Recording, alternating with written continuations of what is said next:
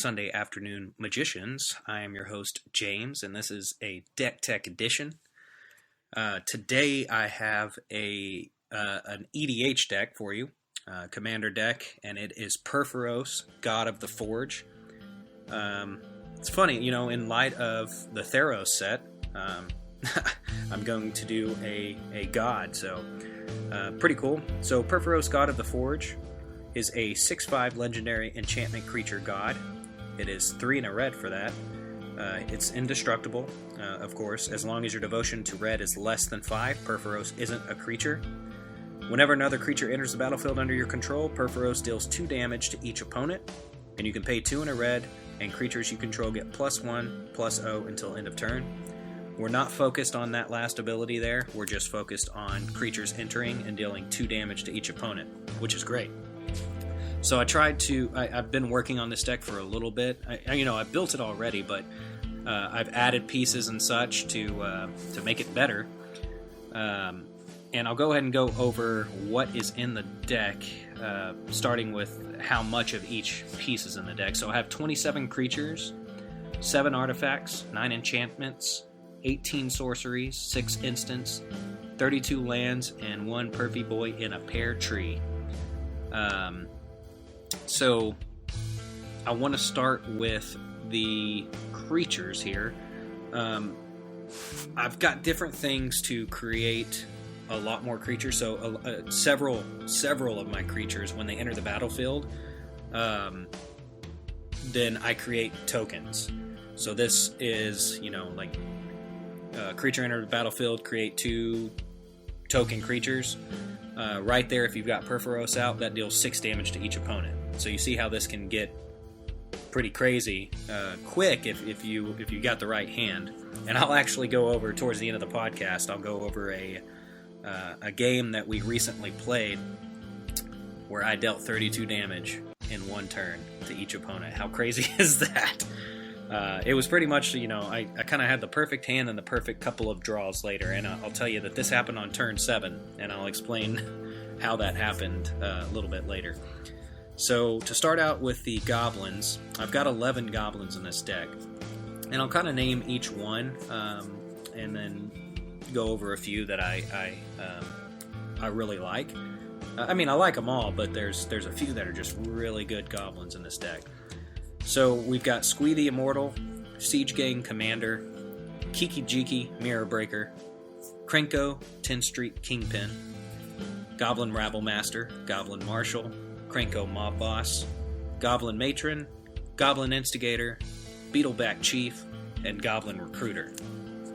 So a few of these that are really good. Squee the Immortal, very good. So it's 1 red for a 2/1 legendary creature goblin.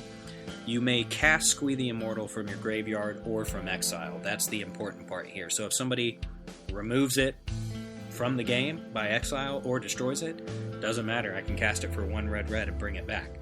So this could also be good as a sack. If you have a sack outlet, which I do, and there's benefits to some of these sack outlets, so sack it, bring it back, and boom. So the main thing here is, and you know what, now that I think of it, I need to see if I've got a way to sack and produce red mana. That would be the ultimate thing there, because then it could just be a loop, and you just keep bringing it back and dealing 2 damage to your opponents.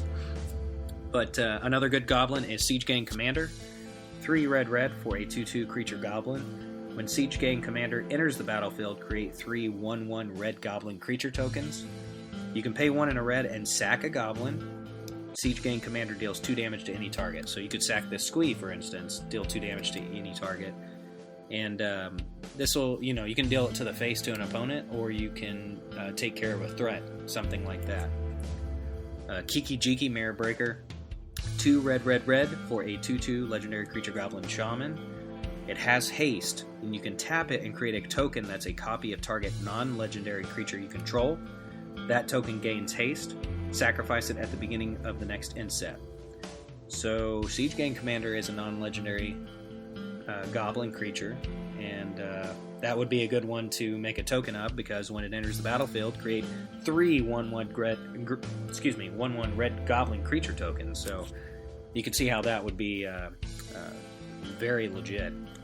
Another one I really like, it's from War of the Spark. It's Krenko, 10th Street Kingpin. It's 2 and a red for a 1/2 legendary creature goblin. Whenever he attacks, put a +1/+1 counter on it, then create a number of 1/1 red goblin creature tokens equal to Krenko's power. If this can stay on the board and attack and not get killed, that would get out of hand with Purphoros. So those are kind of the main ones I wanted to note. Several of these goblins, when they enter, they'll bring in a goblin creature token.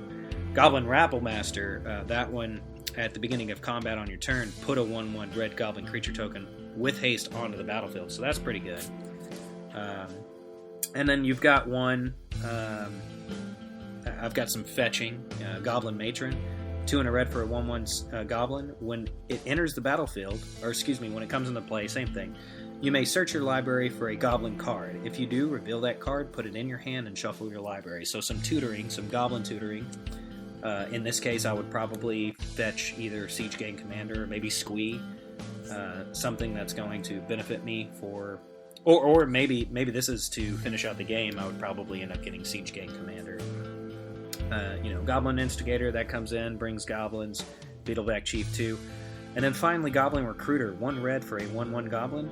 When Goblin Recruiter comes into play, search your library for any number of goblin cards, reveal those cards to all the players, shuffle your library, then put those cards on top of your library in any order. So that's some more, a little bit of tutoring. Red tutoring, for that matter, which is great. Moving on, I'll go ahead and go over some really sweet creature cards. One being Torbran, Thane of Redfell. This just it makes Purphoros' damage exponential. So Torbran is 1 red for a 2/4 legendary creature dwarf noble. If a red source you control would deal damage to an opponent or a permanent, to an opponent or a permanent an opponent controls, it deals that much damage +2 instead. So basically, a creature comes into play, you have Torbran and Purphoros on the board, it's dealing 4 damage to each opponent. 2 legit. Another one, Embermaw Hellion, it's 1 more mana, it's 3 red for a 4/5 Hellion creature with trample. If another red source you control would deal damage to a permanent or player, it deals that much damage +1 to that permanent or player instead. So these just make Purphoros even better. I have some enchantments that also will, make that damage much bigger. I'll actually go ahead and go over some of those. Let me get these enchantments here. So I have 4 of these enchantments that will kind of make that damage bigger. So first, Dictate of the Twin Gods. It's 3 red for an enchantment, which with flash, mind you. If a source would deal damage to a permanent or player, it deals double that damage to that permanent or player instead. So I'd love to have Torbran out, and or Embermaw Hellion. Torbran would be ideal. So throw maybe a creature down, and it would deal 4 damage to each opponent, but flash this out, and now it's going to deal 8 damage to each opponent, which is glorious. Another one, I've got Outpost Siege, 3 and a red for an enchantment. You choose Khans or Dragons when it enters the battlefield. Khans, at the beginning of your upkeep, exile the top card of your library. Until end of turn, you may play that card. The only reason I would choose Khans is if maybe I emptied my hand and I just don't have I don't have something to help me draw. I could use this to help me out. That'll give me like an extra card to play. But generally, I'm going to choose Dragons, and whenever a creature you control leaves the battlefield, Outpost Siege deals 1 damage to target creature or player. This isn't really an enchantment that multiplies the damage per se, but if I'm bringing the creatures in, they do their job and deal damage. Well, if I maybe sack them or something like that, this would deal 1 damage, and if I have these others that multiply that damage, it's good stuff, man. Another one, Warstorm Surge. Whenever a creature enters the battlefield under your control, it deals damage equal to its power to target creature or player.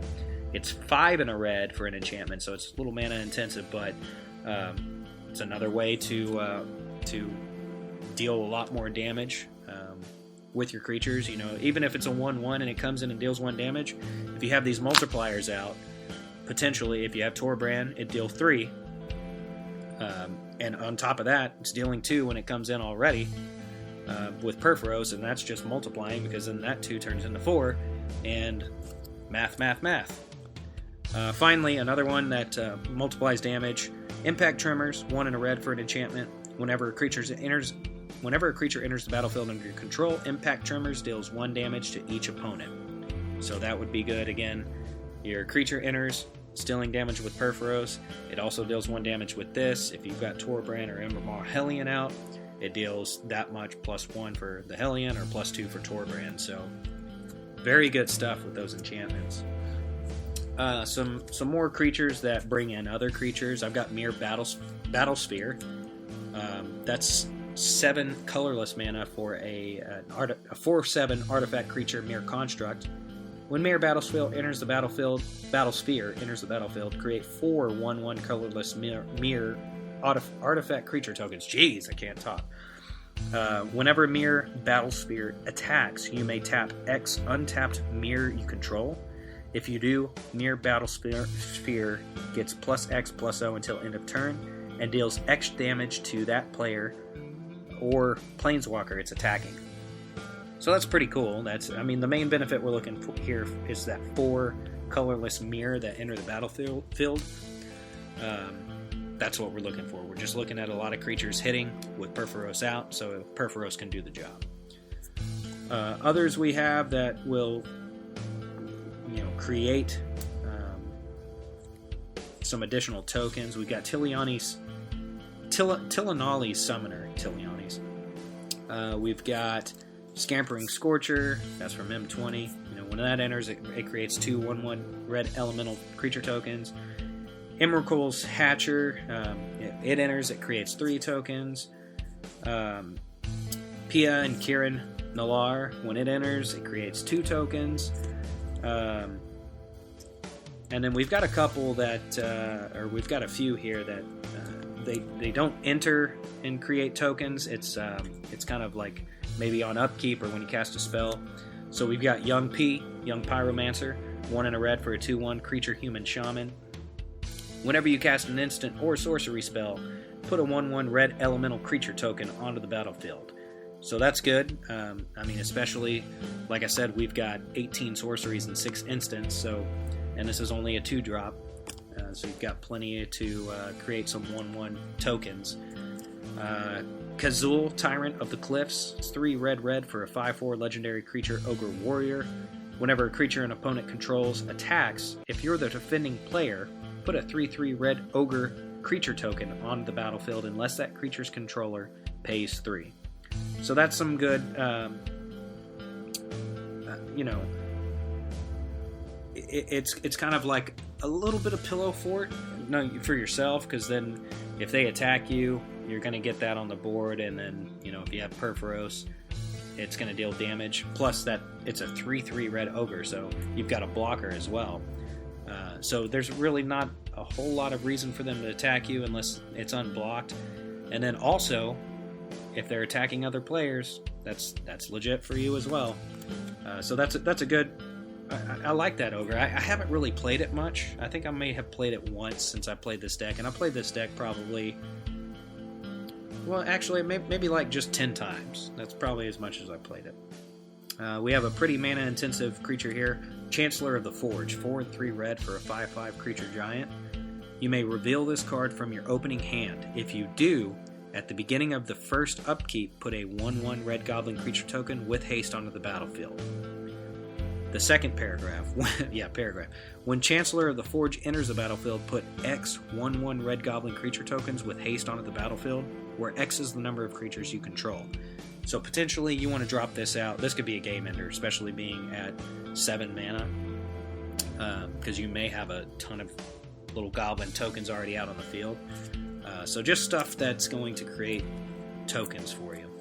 And then the final creature here, the final creatures, I've got some that well, one of my favorites when I can get it to play is Norin the Wary. It's 1 red for a 2/1 legendary creature human warrior. The big thing here is when a player plays a spell or creature attacks, remove Norin the Wary from the game, return it to play under its owner's control at the end of the turn. So pretty much, you can't get rid of this thing. It's too legit. I mean, they play a spell to try to remove it, well, it removes, and then comes back at the end of the turn. If they play a spell at that time, actually I didn't think about that. I guess it would be the end of the next turn, because it comes in at end of turn. You can't cast on end of turn, so now it's moved to the next player's upkeep. So if somebody casts a spell then you remove it and bring it at the end of that turn. So yeah, very difficult to get rid of. There's another one that you can bounce to your hand. I have the Grinning Ignis. It's 2 and a red for a 2/2 creature elemental. You can pay 1 red and return Grinning Ignis to its owner's hand. And when you do that, you add 2 and a red to your mana pool. Play this ability only anytime you can play a sorcery. So that's some mana generation, potentially. Maybe you're in need of just a few more, and you can just bounce this and get that 2 extra mana. And then I've got Neheb the Eternal. This one's another mana producer. It has a flick 3, so whenever this creature becomes blocked, defending player loses 3 life. It's 3 red for a 4/6. Sorry, I didn't advise that. At the beginning of your post-combat main phase, add 1 red mana to your mana pool for each 1 life your opponents have lost this turn. That's good stuff.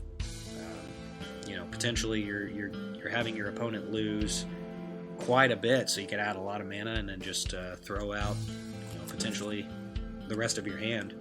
And speaking about the rest of your hand, we need some way to fill that. So I have some cards, creatures and instants, to help us do so. So for the creature-wise, let's start with Humble Defector. This is just to help you draw some cards. 1 and a red for a 2/1 creature human rogue. You can tap it, draw 2 cards. Target opponent gains control of Humble Defector. Activate this ability only on your turn. And then we've got the good Magus of the Wheel. So it's 2 red for a 3/3 creature human wizard. You can pay 1 and a red and sack it. Each player discards his or her hand, then draws 7 cards. So that's a good way to refill your hand. Another creature that I'm probably going to add is Dragon Mage. I think it's 3 red, and it's a 5/5 dragon with flying. And when it attacks, all players discard their hand and draw 7 cards. So for some reason, it's only an uncommon, and I don't have it. But I was like, well, I just need to get it. It's probably 25 cents or something. But I'm going to end up adding that. Some other cards to help with refilling the hand. I have Tormenting Voice, which I'm going to add Thrill of Possibility in here too. I thought I had that in here, and when going through this deck I don't. But Tormenting Voice is 1 and a red for a sorcery. The good thing about Thrill of Possibility, it's the same card, but it's an instant, and I'd rather have that. So, you know what? If I don't take out something, I'm just going to swap these out. I actually have it over there on my desk, so I might do that. So it's the same thing, but as an additional cost to cast the spell, discard a card and you draw 2 cards. So the difference between this and Thrill of Possibility is this is a sorcery, Tormenting Voice, and Thrill of Possibility is an instant. So let's just say I'm going to swap those out. So for deck tech's sake, it is Thrill of Possibility, not Tormenting Voice. Another way to refill the hand is Will of Fate. Although I am working on getting Will of Fortune. Ultimately, that's what I'd rather have. But Will of Fate it has to spend 4 for 1 and a red. So, well, actually, rather than cast this card from your hand, you pay 1 and a red and exile it with 4 time counters on it. At the beginning of your upkeep, remove a time counter. When the last one is removed, cast it without paying its mana cost. And what happens when you cast it is each player discards his or her hand, then draws 7 cards. So you have to suspend this, and it takes 4 turns. With Will of Fortune, you pay 2 and a red, and it happens. Each player discards their hand and draws 7 cards. So, but just ways for me to refill my hand. Go over some more sorceries here. And these are kind of destruction. So creature destruction, artifact destruction. So we'll start with Release the Gremlins. And what this does is it not only destroys some artifacts, but it gives me tokens. Release the Gremlins is X, X, and red, and you can destroy X target artifacts and create X 2/2 red gremlin creature tokens. So that's a way to take care of some artifacts, or even maybe your own. Maybe you're trying to round off the game. Like I said, I have 8 artifacts, and I'll get to those, and that would help out. Maga Infestation, destroy all creatures target player controls. For each creature put into any graveyard in this way, put 2 goblin tokens into play under that player's control. Treat these tokens as 1/1 red creatures. We want to use this for us. So maybe we have 10 tokens out on the battlefield already, 10 creature tokens. Well, let's destroy all 10, and then let's put 2 goblin tokens into play for each one. That's crazy. You're about to kill the game right there. Descent of the Dragons, 4 red. This is for full-on destruction. So you can do yours, you can take care of others. 4 red for a sorcery, destroy any number of target creatures. For each creature destroyed this way, its controller puts a 4/4 red dragon creature token with flying onto the battlefield. So again, most likely maybe using this for your purposes, or if you need to get rid of a threat that might be bigger than a 4/4 red dragon or such, you can take care of that. And in the mass board wipe, we've got Blasphemous Act, 8 and a red for a sorcery. Blasphemous Act costs 1 less to cast for each creature on the battlefield. Blasphemous Act deals 13 damage to each creature. So that's the board wipe for you right there. Some other sorceries we have, really these are more token generators. I've got 1, 2, 3, 12 of these guys. So most of these are just going to put tokens onto the battlefield under your control, and it's just stuff to help you move along the game and take care of your opponents. Kindred Charge, Skittering Invasion, Dragon Fodder, Empty the Warrens, Molten Birth, Goblin Rally, Hellion Eruption, Tempt with Vengeance, Krenko's Command, Hordeling Outburst, Firecat Blitz, and Goblin Offensive. All of these sorceries are to put tokens on the battlefield. That's all these are for. So I have a lot of those. Many, I've got some cheap cost. Got some with X in the mana cost, so you can put as many as you want. Very cool stuff. And then, this one right here, Skittering Invasion, it's 7 colorless, tribal sorcery. Put 5/01 colorless Eldrazi spawn creature tokens onto the battlefield. They have sack this creature, add 1 mana to your mana pool, so that's good to, you can put them back, you can put them on there, and potentially you can have 5 of those colorless mana back. So that's pretty cool. But all of those are great sorceries to synergize with this deck.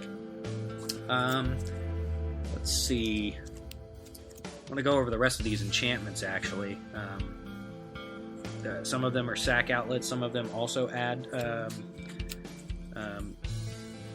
tokens to the battlefield. We got Goblin Assault, 2 and a red for an enchantment. At the beginning of your upkeep, create a 1/1 red goblin creature token with haste. Goblin creatures attack each turn if able. So that would be the downside, especially if you want to keep your tokens on the board. Maybe to sack them.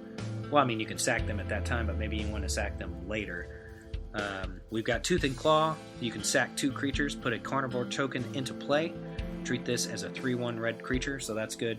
Sack and bring back another token. You got to sack 2 creatures, but still good sack outlet.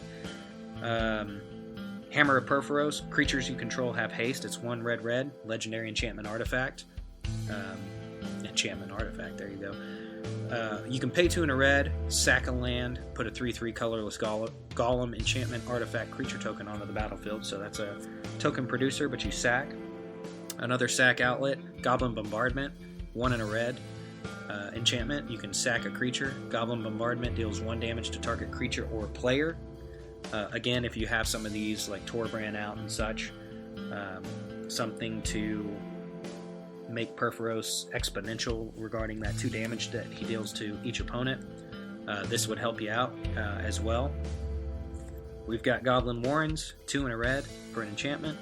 You pay 2 and a red, sack 2 goblins to put 3 goblin tokens into play, and they be 1/1 red creatures. So that's even better. Sack 2, get 3. So those are some great enchantments that synergize very well. And yeah, I'll go ahead and go to the artifacts real quick. I've got Soul Ring to help out with mana, Ruby Medallion, that's 2 colorless, and red spells cost 1 less to cast. I've got some more card draw here. I should have went over this earlier, but I've got Skull Clamp, so I can attach it to a 1/1 red goblin, and then I can draw 2 cards because that creature's going to die. But it's 1 colorless, it costs 1 to equip.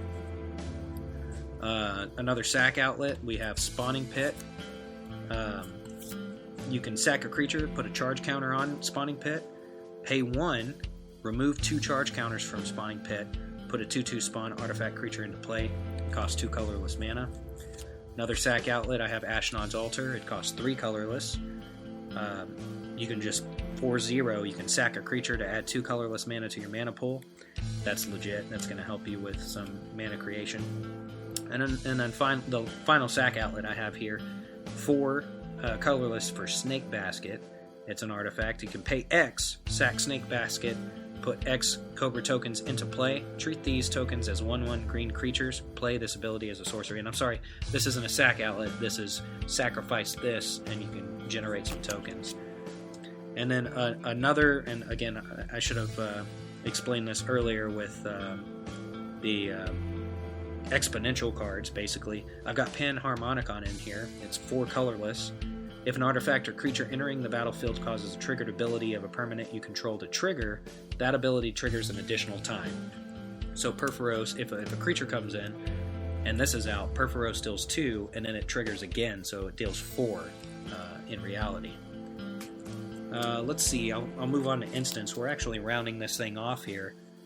I've got several instants that give me more mana. So I have Battle Hymn, 1 and a red for an instant. Add 1 red mana to your mana pool for each creature you control. Brightstone Ritual, it's 1 red. Add 1 red mana to your mana pool for each goblin in play. So that could be a lot of mana if you have a lot of goblin creature tokens. Seething Song, 2 and a red for an instant. Add 5 red mana to your mana pool. So that's kind of... I like to have this on turn 3.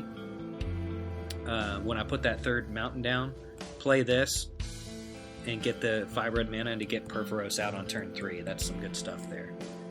Reverberate, 2 red for an instance. Copy target instant or sorcery spell. You may choose new targets for the copy. That'd be pretty good with Seething Song, actually. So get 10 red mana for 5. Yeah, that's not bad. Starstorm, X and 2 red. Starstorm deals X damage to each creature. That's another one to try to take care of threats. It has cycle 3, so if you need to get some card draw, cycle this and discard a card. And again, to go back to Reverberate, that's also good for those sorceries that put tokens on the battlefield, so you can get double those tokens. And then finally, another way to take care of threats, Chaos Warp. Got to have that in any deck with red, in Commander anyway. 2 and a red for an instant. The owner of target permanent shuffles into their library, then reveals the top card of their library. If it's a permanent card, they put it onto the battlefield. This could also be good for yourself. Maybe you can use it on a token, and you're hoping for the best. And then finally, we've got lands, and I saved 1 creature for one of these lands. So I have, there's 32 lands in here. I'm just going to discuss some of these utility lands and lands that do stuff that benefits us. So I have the creature Hanwur Garrison. It's 2 and a red for a 2/3 creature human soldier. When Hanwur Garrison attacks, put 2 1/1 red human creature tokens onto the battlefield tapped and attacking. Well, I also have the land Hanwur Battlements. It just adds 1 colorless mana to your mana pool. You can pay 1 red and tap it.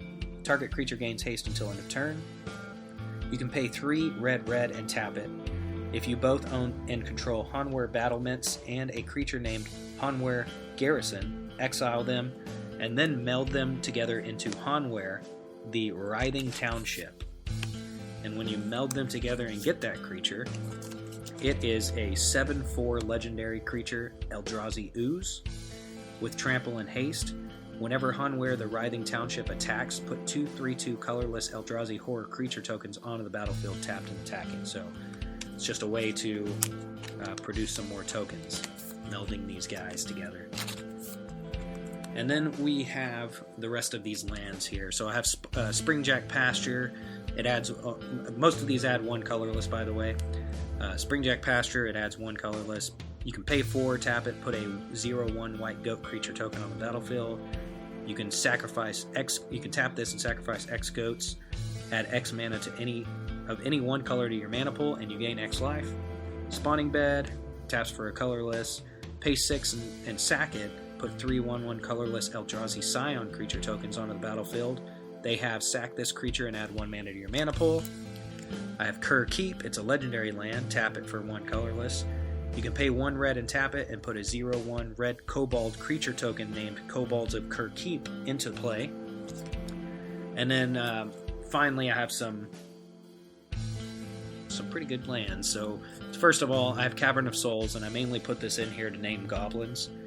When it enters, you choose a creature type. It adds 1 colorless mana, or it adds 1 mana of any color to your mana pool. Spend this mana only to cast a creature spell of the chosen type, and that spell can't be countered. So I put it in here for the goblins. Again, there's only 11 goblins, but hey, if I get the goblin, it can't be countered. So there you go. And then finally, I have Nykthos, Shrine to Nyx. It adds 1 colorless. It's a legendary land, but you can pay 2. Choose a color, add to your mana pool any amount of mana that color equal to your devotion to that color.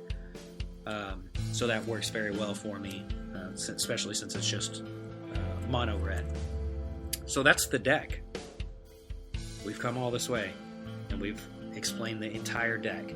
And I have to tell you about the other day when I played against Aaron and Devin, and turn 3 came along. Or maybe, I think it was turn 3. I think I played Tormenting Voice, and I discarded a land so I could draw a couple of cards. So turn 4, I got Purphoros out. Turn 5. So turn 1, actually, I think I had. Did I have Soul Ring? I don't think I did, actually. That may have been a different game. So turn 4, Purphoros. Turn 5, Torbrand. Turn 6, Panharmonicon. Turn 7, and I had Nykthos out, so I was able to, well, even if I didn't, I may have had the mana, but turn 7, it was, what was that creature? Hold on, now I have to find it. It wasn't a goblin. It was Emrakul's Hatcher. So Emrakul's Hatcher, when it comes down, it creates 3 colorless Eldrazi spawn. So I had Torbrand out. So automatically a creature comes down, it deals 4 damage to each opponent. 1 creature. I had Panharmonicon out. So if that 1 creature comes down, it actually deals 8. And then I dropped this Emrakul's Hatcher, and that was 1 plus 3 creature tokens. So that was 4 creatures coming down, dealing 32 damage to each of them, and winning the game. So this can be really good. Or you can be screwed on your hand, play it out. You don't have anything that can get you some cards, and that's why I've been working on getting some card draw and such in here, and that's the plan. But the purpose of the deck is to burn out your opponents, and I like burn, and Purphoros is a good commander for that. So that is the deck, and that is the deck tech for today. So remember to follow us on Twitter, follow us on Facebook. Remember, Damas needs your help. And we've got YouTube stuff coming up with videos of our deck tech, so keep a lookout for that. We'll be sure to post that on Twitter. And like Brandon says, do all the things and live all the dreams. And we'll catch you next weekend, where we will be back to a normal episode of the pod.